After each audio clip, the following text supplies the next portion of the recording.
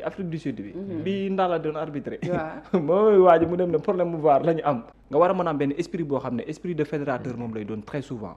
di faral dajale wala di defar ak yooyu. mu am loo xam ne peut-être dinañ ko mën a tendre la main la nouvelle ça dit tout quoi en fait. donc pour man ni mu mel ci football ak yooyu noonu ak li mu jot a defalagum moo tax ñu bare ci brésilien bëggoon ko rendre hommage may ko mu dem dernier coupe du monde am su ko defee aussi mu gën a woote waa rêvam la woon aussi que mu joué son dernier mu nekk maanaam da dernier mondial Brésil ñu ko jël non Brésil non seulement ëpp na ñaari fukki at mais Neymar aussi xam nga fu risque bi di gën a nekk pour Ancelotti ak son groupe depuis quelques sélections woowul Neymar dans le cadre de l'effectif ni mu doon kiiwee bu jëlee Neymar actuellement à un certain moment il sera obligé de lui donner un temps de jeu.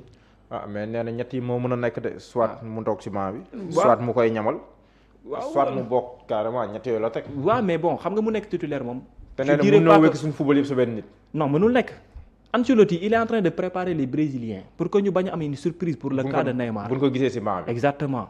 Là il est en train de les préparer psychologiquement pour yi ñu comprendre la moo nekk ses plans exactement et boo koy déglu sauf mu am changement ses plans Neymar n'en fait pas partie bu dee ne ku yàgg seetaan coach nga buy expliqué wu di nga xam ne Neymar bokkul ci ay plan am et loolu da leen koy wax psychologiquement pour que nit ñi préparé wu ci maanaam je l'appelle il fera partie du groupe mais en vérité il ne fait pas partie de ses plans très bien mën na ñëw nag benn match boo xam ne nii da ngay jël Neymar dugal ko benn 15 minutes mu def performance bu ëllëgee da ngay obligé may ko 20 minutes on sait jamais xam nga un joueur sax mën na nekk koo xamante ni il n'est pas du tout performant nga yóbbu ko compétition mondiale mu def la différence waaw mu ñëw da xam nga exploser def maanaam des statistiques yoo xam ne extra moom lay nekk mais man crainte bi ma ci am man en tant que ku yàgg topp Brésil bokk ci également aussi ñu leen di supporter ci lu bare bari man esprit de groupe am moo ma jaaxal man looloo ma xaw a jaaxal ci moom quoi man crainte boobu laa am te dama jàpp ne Brésil actuellement effectif bi mu am ni li mu gën a soxla mooy ku mën a defar ay vestiaire am au-delà de Carlo Ancelotti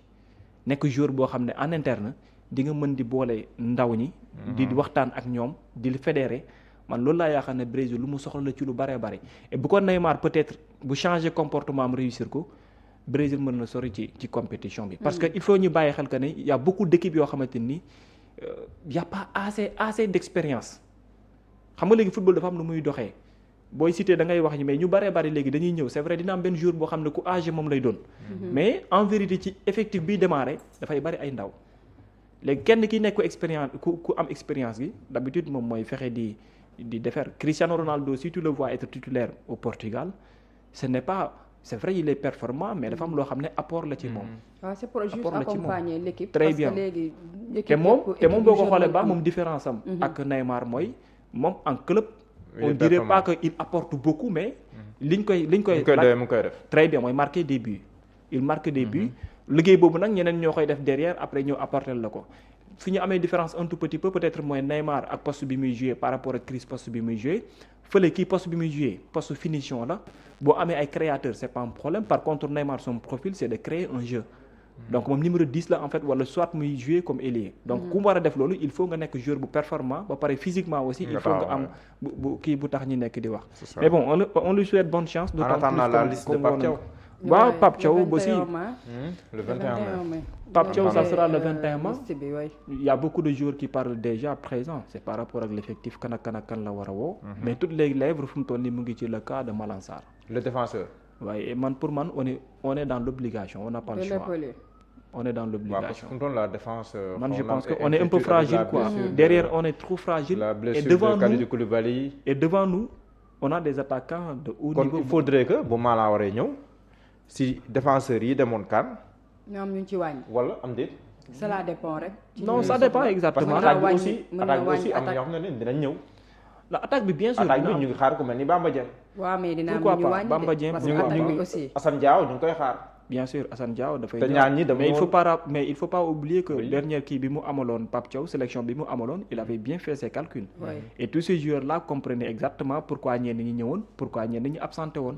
parce que blessure Assane Diao boo ko xoolee bu baax moo taxoon mu remplacer ko par keneen donc kooku si Assane Diao est disponible dans ta tête avec tes performances tu sauras très bien que ni est-ce que yow di nga ñëw wala doo ñëw mais pour man derrière c'est là où on doit avoir beaucoup de crainte. lu tax ma koy wax mooy même suñu groupe bi on a les meilleurs attaquants au monde ñi ñu bokkal groupe quand tu as Arne Slot quand tu as Erling Haaland, quand tu as Kylian Mbappé, quand tu as quand tu as Olise, Michael Olise, ay Marcus Thuram entre autres, là tu dois pas jouer avec ta défense.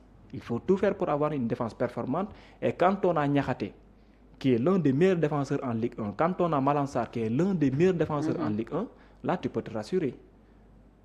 Tu peux te rassurer. D'autant plus au niveau du milieu de terrain, il y a un apport défensif boo xam ne Idrissa Gana Gueye il y est toujours. te avec aussi Habib Diarra, Pape Gueye, là c'est autre chose. moo tax ma yaakaar ne en défense on doit tout faire pour avoir benn ligne boo xamante ni dafay laaj ñu renforcer ko. Mamadou Sarr il est bon mais là il faut se poser des questions avec l'expérience ak tamit le temps de jeu. Le temps de jeu. Le temps de jeu bon. C'est vrai que lui il n'est pas du genre ouais mais lui il n'est pas du genre à se baser très souvent ci temps de jeu. Très souvent même bu amul temps de jeu. Voilà mais bu ñëwee mën na di imposer wu. Tu vois avec Ibrahima Mbaye pareil ñu koy accorder le temps de jeu bëriwul. non booy boobu moom bu mu duggee aussi il a fait la différence. waaw kooku moom wax dëgg yàlla moom temps de jeu bi moom naturellement moom lu yàlla mën nañ ci bañ a baser. Alors léegi samay minute jeex na directement ci express du jour bi non mën nga toog ci express du jour bi. D'accord joxe ci sa xalaat laataa ngay